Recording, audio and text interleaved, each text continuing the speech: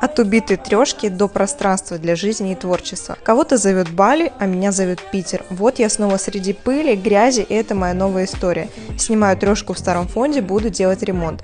Начинаю с разбора бабкиного хлама. Прощай, вонючий шкаф, привет, Авито. Что-то продам, что-то выкину, что-то оставлю. Очищение пространства – это не просто уборка, это мощнейший ритуал преображения. И чистить нужно не только от пыли, но и от старых энергий. Ведь в каждой вещи сохраняются эмоции, мысли и ощущения предыдущих жильцов. Это как невидимый туман, который может мешать. Представьте, что там скопилось с 1903 года. В следующем видео я поделюсь своими ритуалами очищения. Подписывайся.